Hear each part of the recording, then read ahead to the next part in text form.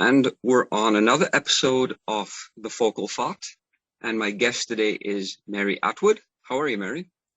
I'm very well, thank you, Croydon. How are you? Good, thanks. I'm really glad to have you on this episode. Just as a way of a small introduction, you are an art historian, an author, a lecturer, and a teacher. And you were the founding chairman of the Victoria branch of the Art Society in London. And you are a registered yoga, meditation, and mindfulness teacher. And you've also worked as a creative producer, publicist, and scriptwriter for your own production company. And you've got an award-winning line of wellness DVDs and created training courses. You've also ghostwritten 2 books, right? I have, yes. Yep, with Watkins, yes. That's great. And you hold an MA with distinction in myth, cosmology, and the sacred. And you did your thesis in Rebirthing, a lost vision of Renaissance art. And you've researched quattrocento Florentine Renaissance art. And that's something I really want to talk to you today, because, it's with the resurgence of the art during the Renaissance period that, it actually popularized, art as we know it. And there are very, very many artists. We commonly think of, people like Leonardo da Vinci, Michelangelo, etc. But, there are people like Bellini, there's, Fra Angelico, many, many artists during the Renaissance era that, really popularized techniques, had a new way of, not only just, doing art, but even looking at art and, for the person who's viewing, the painting to receiving the concept of art, which I want to get into a small discussion. So I was wondering if we could start, if you could just let us know, what is the main difference between the art during the early ages and then the art during the Renaissance period?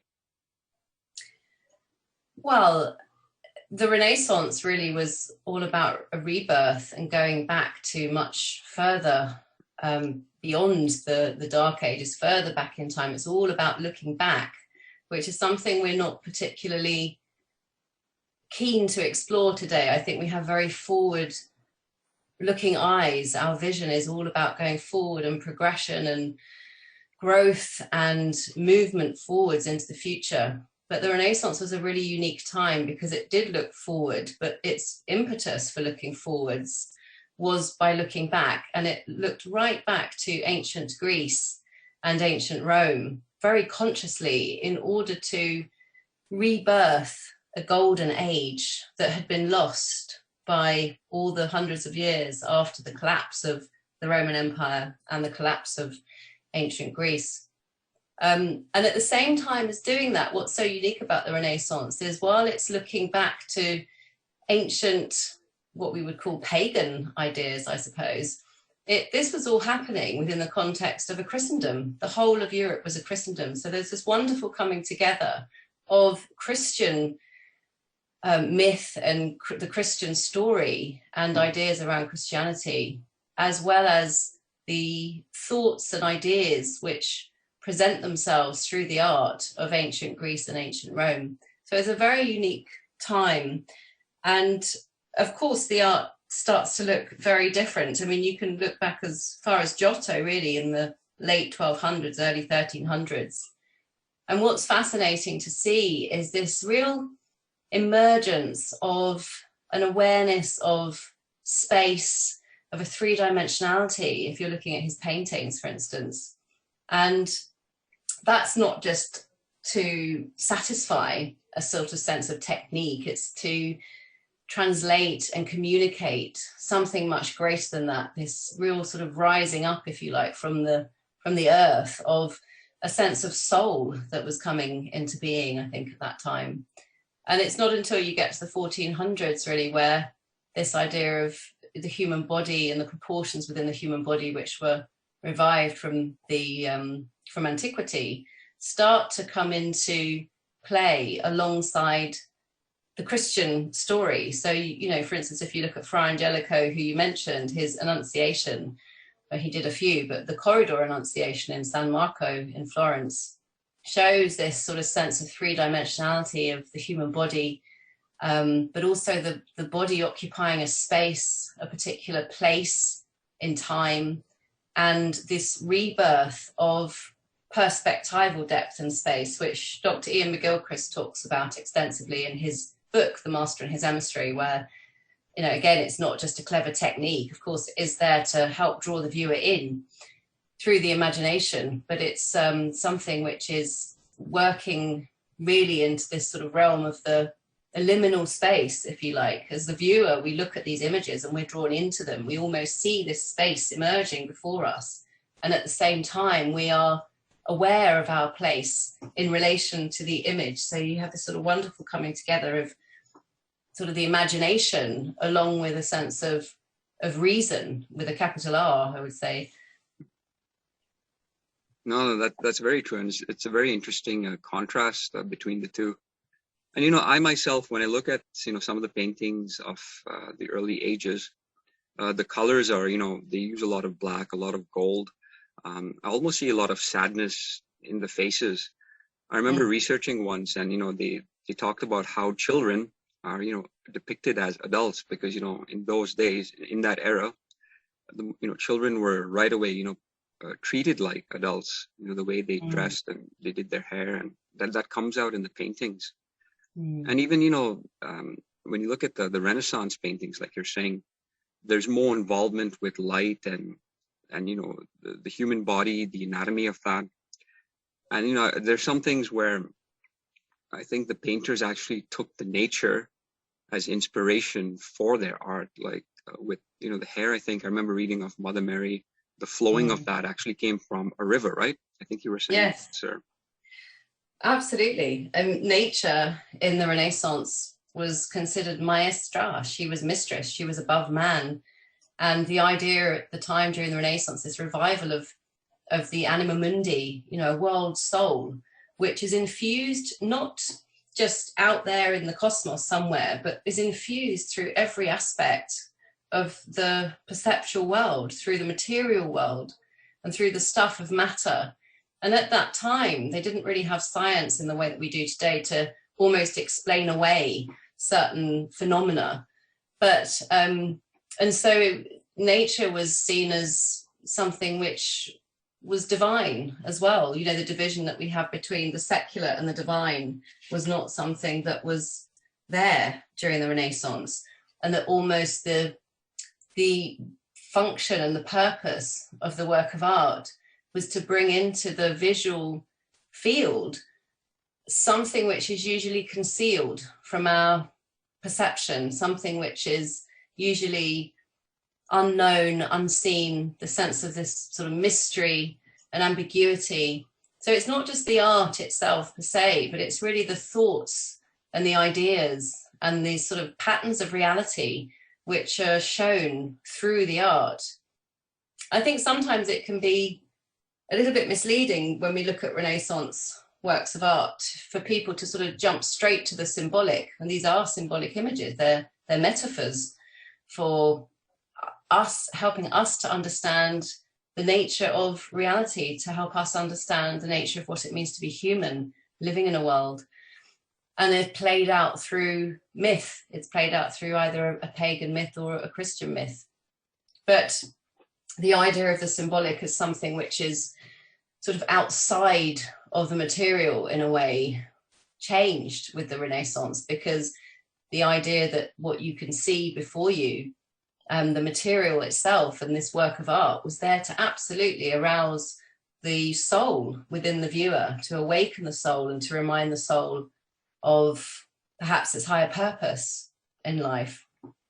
So there's a wonderful coming together between the physical material appearance of the work of art, which if you look at the quattrocento and you see how the sort of image becomes much more crystallized and perfected in a way as they discover oil painting, and they master the ability to be able to represent the human form, the human anatomy and the body, and to clothe it and to create more and more of this wonderful sense of three-dimensional space in painting and in sculpture. The sculpture literally being animate, alive, and paintings were understood as animate and alive as well, not just dead things to be analyzed. So You can see that happening through the Renaissance, but it's not there just to satisfy curiosity for technique. It's there to show much greater, deeper, broader ways of thinking about the world, in ways that perhaps is difficult for us to understand today, because we've become so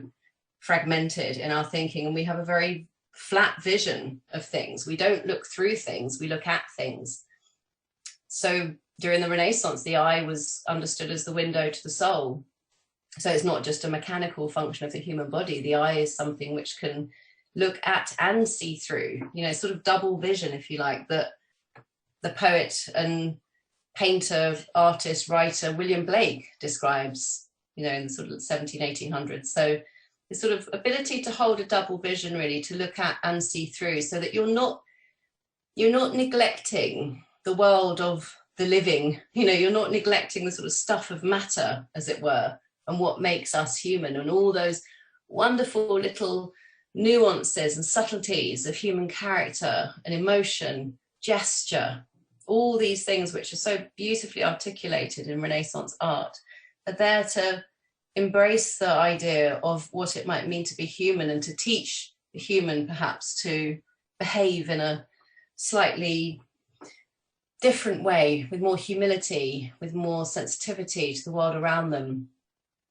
So that becomes very apparent in the Renaissance. So certainly there is something which is showing higher aspects of reality through the material form. So all of these sort of mini philosophies of the artwork that you're talking about, this was all done with full intents and purposes, right? It's not an accidental byproduct of the work. Right.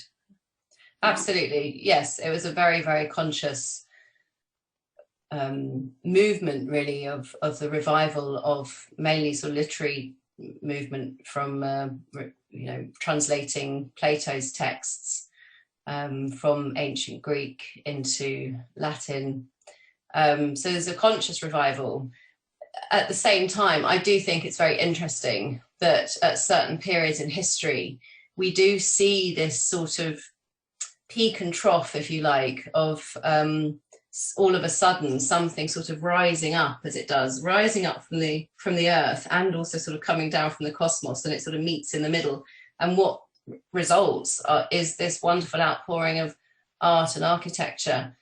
And I think Dr. Kathleen Raine spoke about that in one of her lectures, and she was a William Blake scholar, and she said, you know, it's very interesting how this sort of sense of the sacred or the soul sort of rises up at various times in our history, various times in our experience of what it means to be human. And the Renaissance was certainly one of those times, quite an extraordinary time. Wow, so the art was basically an expression for the soul. It's not just, the art is about the art.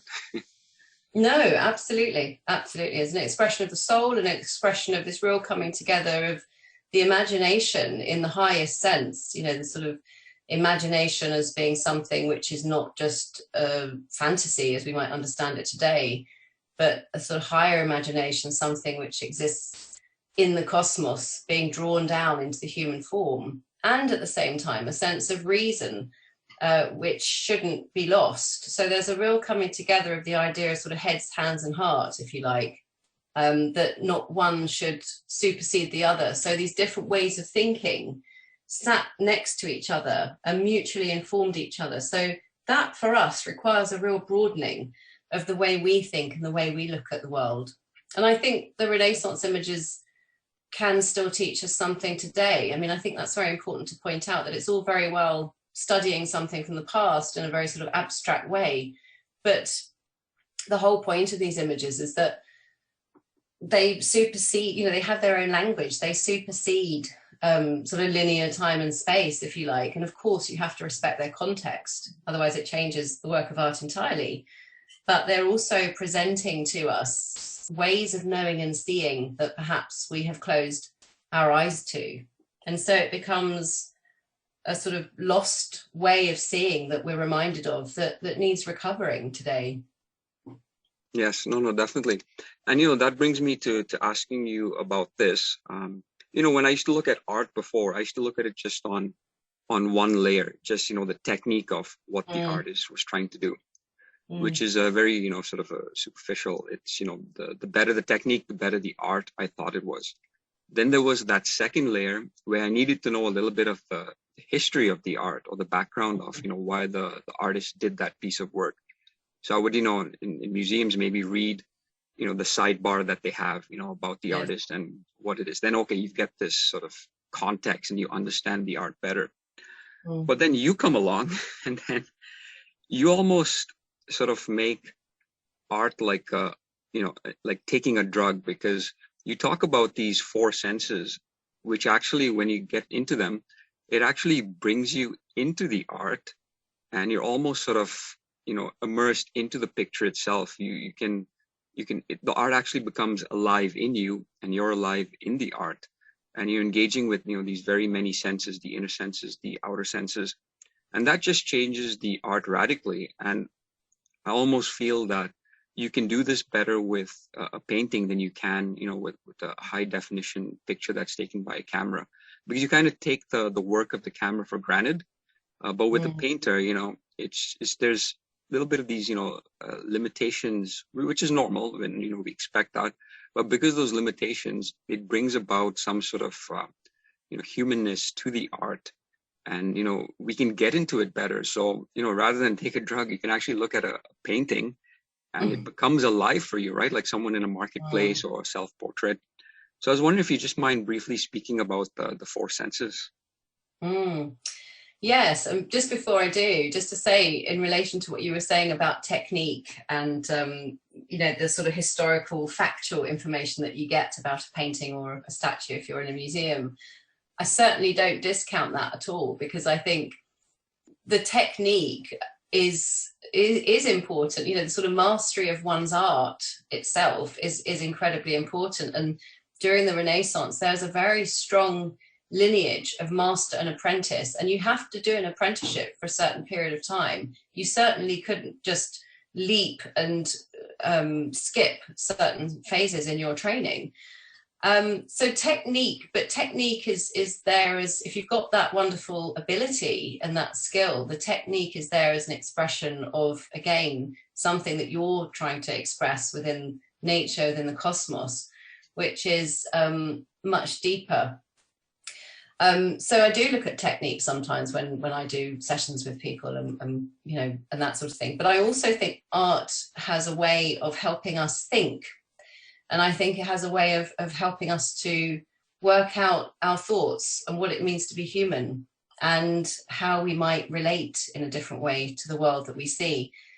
And Jung spoke a lot about images, not necessarily art, but images in dream work, for instance. And he said that images are the higher counterpart to human emotions. And he said, if you only sit with your emotions, they're corrosive. An emotion in itself is just a feeling, it's an emotion. But he said, if you release the feeling, if you release the emotion into its higher counterpart, which is an image, it relieves the burden on you psychologically to think that you as a human being is all there is, because you aren't. You have to be able to see yourself in a much greater context of the cosmos, of the universe, and having those eyes that can see that helps to relieve your own sense of either loneliness or a sort of psychological burden, which I think some of the New Age work has become a little bit guilty of in some ways.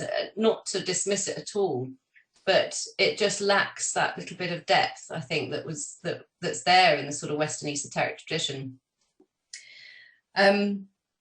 But the four senses, yes, I mean, again, it's not to talk about these four senses as a ladder or as something which is there as sort of steps that we do. But at one point, you might look at a work of art and feel everything all in one go. And often people do that I speak to. It's very difficult to articulate how you can feel towards a work of art, because it's meeting you in a different place beyond your sort of rational thinking, if you like.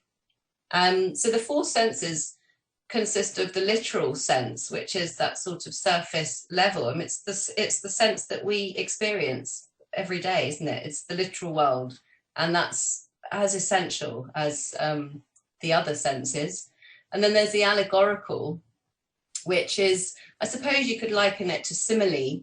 So you could look at a painting and say, okay, well, here's an image of, you know, Jesus and Mary. Oh, and it's like, you know, this other story in the Bible. So that's the sort of allegorical level. But that still requires a leap, really, from the literal to the allegorical. And the third sense was called the tropological. And that's really where the soul turns to see itself, I suppose, and to ask, well, what does this image mean for me? How does it relate to me? What might it teach me? What might I learn from it? Rather than just projecting ourselves onto it. And then the anagogical level is really where you see all the senses together. And it's the level of the sacred, of the divine, where you might glimpse just for a moment something emerging, something pressing through that image that you're looking at. And you might glimpse it momentarily. And the minute you try to sort of analyze it or grasp it, it slips your grasp. And Leonardo da Vinci, who we were talking about briefly earlier before we started this, was very, very aware of that sense of the mystery of life and existence itself, and the divine, and the idea of the divine, of something sacred in the living world, in the living, breathing world that we see. And in his paintings, you often get this wonderful sense of something emerging through the image, even with the Mona Lisa, which is a portrait of a contemporary woman at the time. He uses a technique called sfumato, and it literally means going up in smoke, but it gives the image this sense of mystery, that within this portrait of this person, there is an aspect of the divine within there, because the human being, the human body, was understood as a microcosm of the macrocosm, of the greater macrocosm. So within the work of art, the proportions, the dimensions, the space, and the overall effect of it reflects this greater sense of the cosmos, of some sense of order, but also mystery, and that it's always slightly beyond your grasp, the divine. You can never grasp it fully, but we can glimpse it. And I think that's the magic with a work of art. You can glimpse something quite mysterious that you can't always put your finger on, and sometimes that needs to remain there. It shouldn't always be about decoding it and stripping it down and trying to find out absolutely everything about it. But if you do that, that's also fine. But then go back and look at it and step back and see the whole, see the entirety again, see its wholeness. And in a sense, that's the idea of this anagogic, really, the anagogic level or sense. Right. Yes, and you know, that's with art, it's also about the personal meaning that you take from it, right? Whether you're looking at a painting or listening to a piece of music, right? That's part of the art as well. Absolutely. And you know, there's some ways art can touch you and heal you and alter your consciousness that you can't really describe to anyone else, because it's a personal experience. I think what one has to be careful of with art, and a scholar called Dr. Mariangelo talks about this, and she said you do have to be careful though that you don't just project your ideas onto it, because if you do that, you conflate the image, it loses its meaning. So really what happens is a sort of interaction between the two of you, and you can interact and have an encounter with a work of art as if it's another person.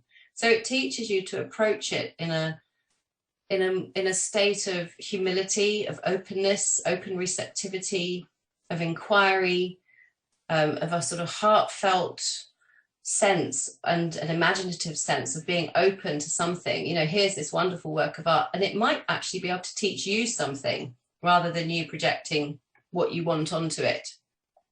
So I think it's about that, and also about bringing your own personal meaning to it, of course. So that's very important, that the personal should always be underpinned or held within a broader context of a sort of philosophical or psychological knowing, really. And in that way you help to retain its wholeness. Sure. And I like that you use the word mystery, because you know, sometimes when I look at these paintings, I do see some, you know, mystery, that there's some unfinished, philosophy, or that even the painter might not have known. And he's almost, or she's almost passing it through to you. They're not just passing the intellect to you, they're passing the emotion to you, right? That's right. Absolutely. And they themselves were there as a channel for that, I suppose. I mean, there's certainly a sense in the Renaissance of this idea of co-creating, which is very different to how we look at creativity today. We sort of think, I as the human, I'm the only one that's creating here. But during the Renaissance, there's a real sense of a co-creation, and that you're working with your materials, and the way and the material and the image and the ideas there are working with you. So there's a constant sort of dialogue and a sensitivity to that, which is teaching you and directing you how to handle it and how to create it. And of course, the imagination was so important during the Renaissance, this real sense of a higher, well, Jung called it a sort of cosmic flow, I suppose, that there's something higher that you tap into, which is already existent in the universe. It's not that it's just sitting in your head and you access it. It's something you tap into, and it's always there. There's a very good book actually by Gary Lachman called Lost Knowledge of the Imagination, and he talks about that quite a bit in there, in terms of the idea that the imagination is something sort of that exists outside of you as well as something you can access. So that's certainly a sense in the Renaissance that the imagination was as important as a sense of reason and the ability to be able to create a work of art to help teach, to help awaken the eyes and the soul and heart to something that had been lost a very long time ago. Yes, and I also sense a bit of melancholy to some of these paintings as well. Maybe that goes hand in hand with the mystery. Definitely. Well, melancholy was seen as something very positive during the Renaissance, because it allows you to go that little bit deeper. So depth and breadth were absolutely fundamental in the Renaissance. And melancholy is something very different to feeling depressed.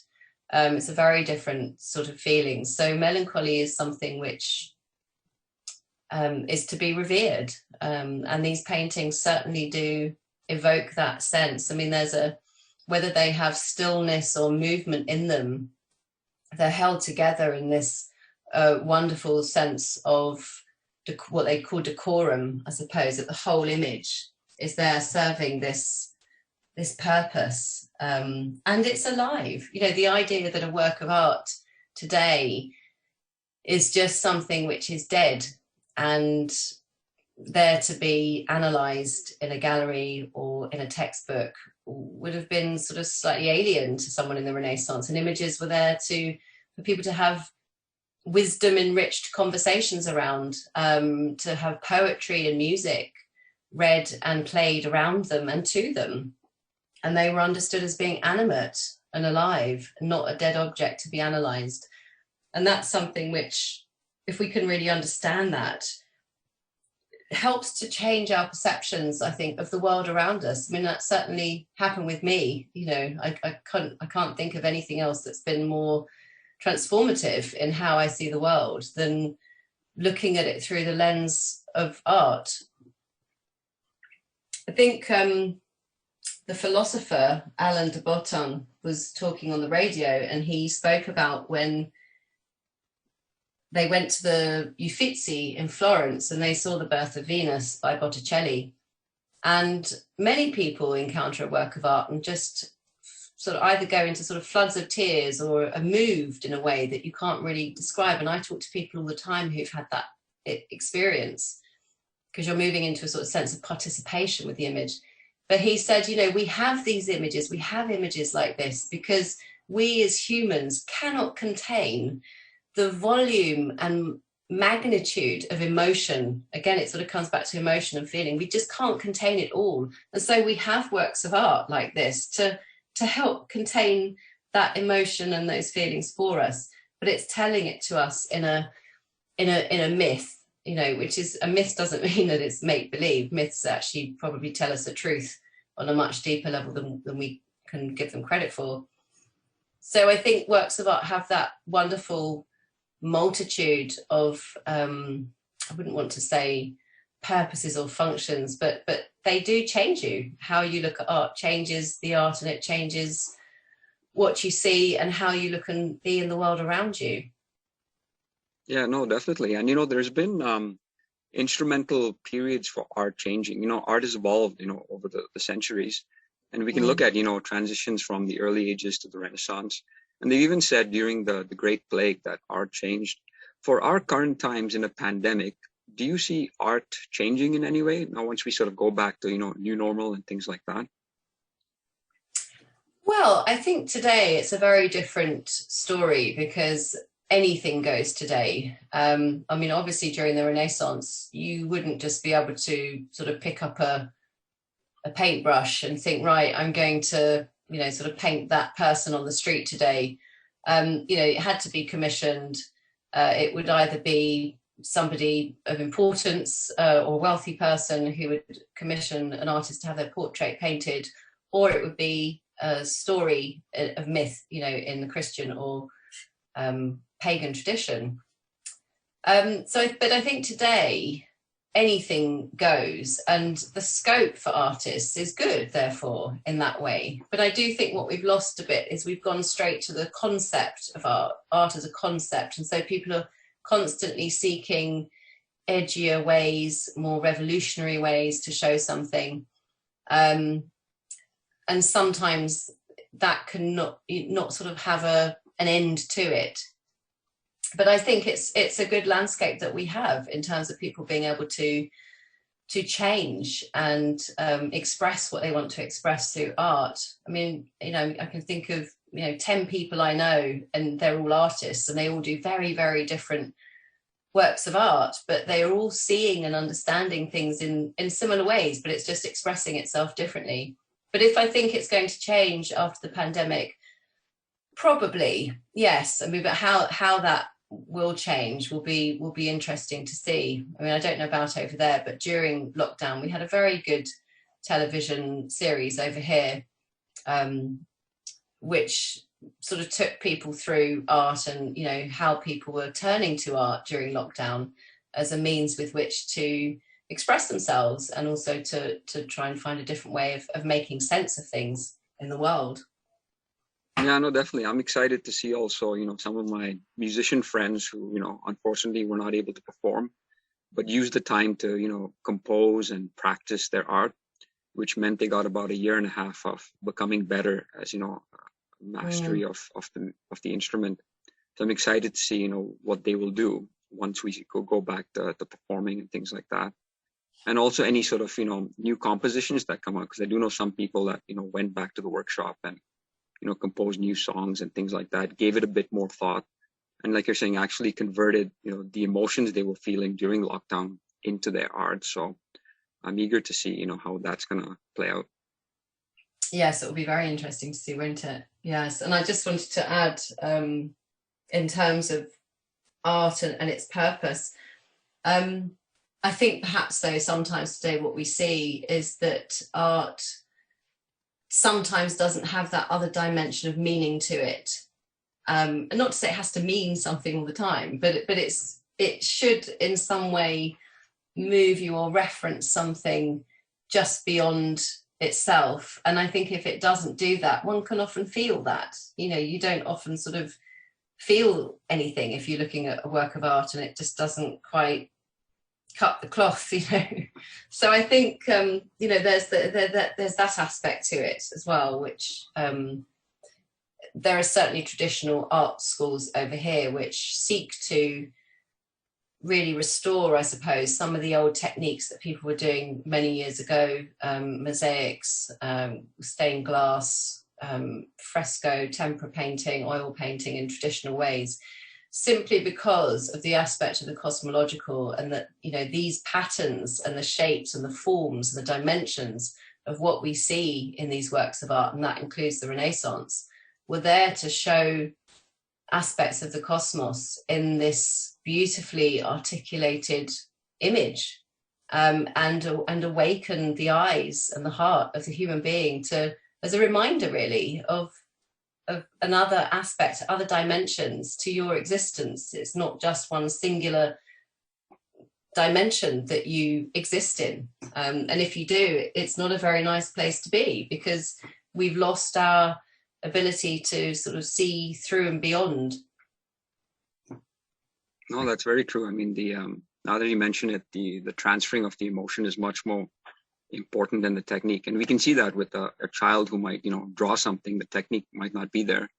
But if you look at the drawing and, it's the child hugging their parents, the emotions right there, it's transferred, and art has done its job. So that's great. Yes, absolutely. But I think the technique is also important too. I think learning one's craft is very important, and to be content with that role of being an apprentice for many, many years, and eventually the apprentice might overtake the master, but there's nothing wrong with apprenticeship. And I think it's a very important aspect that we can take from the Renaissance. There are many qualities in the Renaissance that are so applicable today for us. So I think in a way that's part of, or most of its appeal, and how it can be transformative for us today. You're right. It is a two-way street, because the better the technique, the better you'll be able to convey your intention and the emotion as well. Yes. But, no, thanks again for coming on this episode. It was very nice speaking with you. And with someone like yourself, we could have gotten into topics about being an art historian. I really wanted to ask you more about Dr. Iain McGilchrist and Jung and all those aspects, how you merge it, but we'll have to save that for another time. And, yes, well, it was wonderful to talk to you, Croydon. Thank you very much. Well, my pleasure. And I wish you well with everything, and thanks again. Thank you, Croydon. Thank you.